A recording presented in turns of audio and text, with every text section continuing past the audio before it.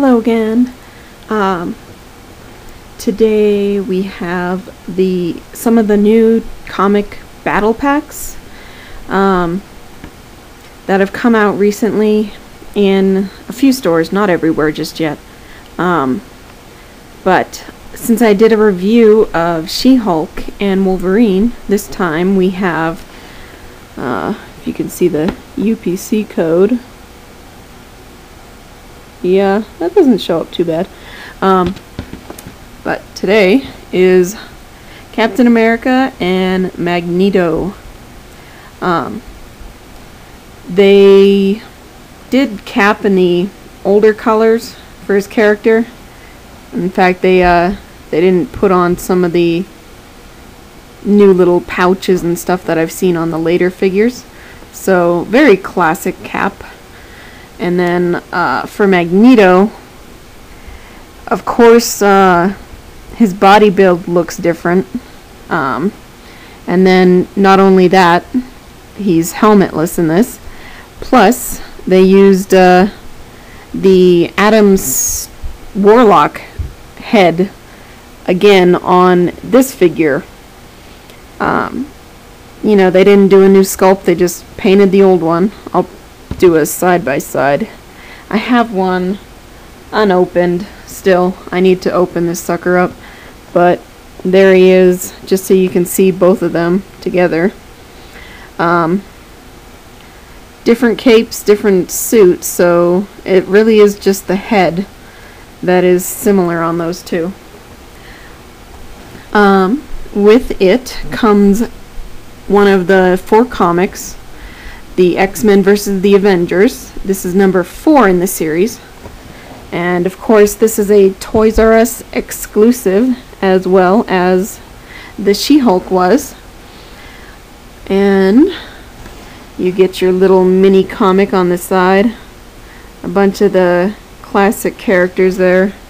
From what I can tell, Rogue, Havoc, Storm, Wolverine, some blonde girl, some African-American female hero I'm not familiar with, Cap, maybe Thor, a couple others, looks like Nova.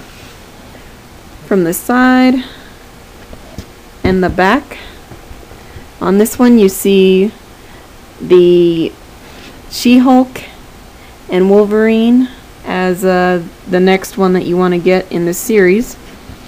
And on the bottom we have one of the world's most powerful mutants has become one of its most wanted. The search is on for Magneto, the former villain who now fights for good as one of the X-Men. Russian super soldiers and the Avengers have tracked him to Southeast Asia. When the Avengers finally get to him, Magneto teleports most of the team away, leaving Captain America to bring Magneto to justice alone. And that is pretty much all that says. And then from the side, and then once again from the bottom. And now that you've seen them in the box, I will be back with them out of the box. Okay, we're back, and our figures are now free. For Captain America, I actually picked a pretty good one. Doesn't look like they messed up too much of the paint application on him. They did leave a little rubber band on his shield, and I think I'm going to leave that there too, just because you never know when you might need it. He's got the basic articulation that you would expect from him, you know, swivel at the foot, and it's not the ankle, but my human anatomy is rusty. He doesn't have the upper mobility that some of the newer figures do have, and his hand doesn't move, but his forearm does. Of course, at the elbow and the upper arm and then side, of course, that has your basic movement. His head is you know, basic up and down, and of course the torso, they have that nice little side to side action and then back and forth. So he's pretty cool. For a classic Cap, he works well. Basically epitomizes what you would expect him to look like. And of course, I don't think I showed his back, but there it is. So you can check out his badonkadonk. Not what you were hoping to see, I'm sure. Prefer it when I do that to She-Hulk. But, oh come on. There he goes. Now, Magneto, he didn't really want to come out of the package too easily. And actually when I pulled him out, his cape came right off, so, which is neat. You know, usually you have to pop off their head to get their cape off, but his nicely, okay, not at the moment for me, but typically comes right off. You see some of the basic maybe attachment methods to it, but honestly when you look at his back, it doesn't have a hole or anything, so, which is nice. That way he just is what he is. I got him to stand right away. That's so rare for me. Of course his neck moves up and down. It's got kind of a long neck, which is weird. Of course it turns at the top and lower, I think. It's got your basic hand movement. His doesn't swivel at the upper arm, but it does at the elbow. And of course side to side. He's got a nifty little belt, which is pretty stationary. I don't feel much give coming off of it when I'm trying to move it. So his upper legs do move, unlike Captain America's, so that's nice. Of course he's got the basic knee movement, and the lower leg, let's see where it moves. It doesn't move up top like they normally do, but it does move at the bottom, and of course up and down, of course, always.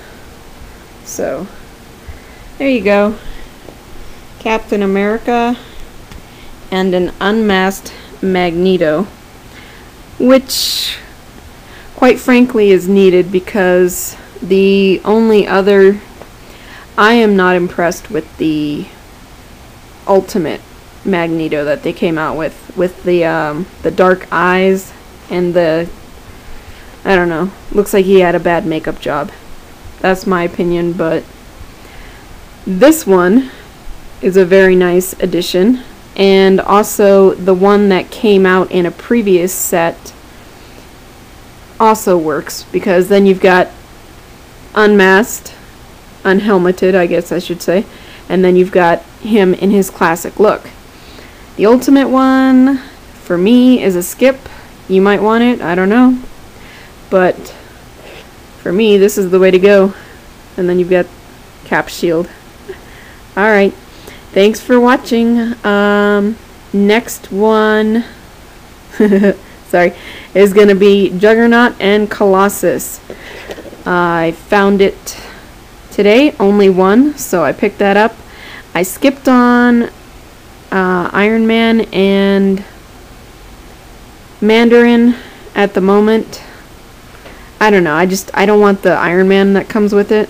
And I suppose I could always trade him away, but I'm just not feeling him at this very particular moment in time. So maybe next time or another time in the future. He'll be around. I know he will. The one that was all sold out was the Jugs Colossus that I found one of. So they'll be here next time, and thanks for watching Usagihime's action figure review. We have Captain America and Magneto this time, and thank you much. No kitty cameos this time. Thanks. You thought it was over, didn't you? I forgot to show you the comic book. The Judgment of Magneto is what it is. Shows him helmetless on the cover, and then inside just the basic stuff that you'd expect from a comic. He does have a small little battle inside with Captain America. He's trying to flee wherever he's fleeing from. I haven't read it just yet. There's his little short battle. And then further in, he goes to court. And I don't know if he gets acquitted or what. Of course, She-Hulk is there. And then it just ends with them outside the courtroom. I knocked him over. And there's the comic. Alright. That is officially the end. Thank you.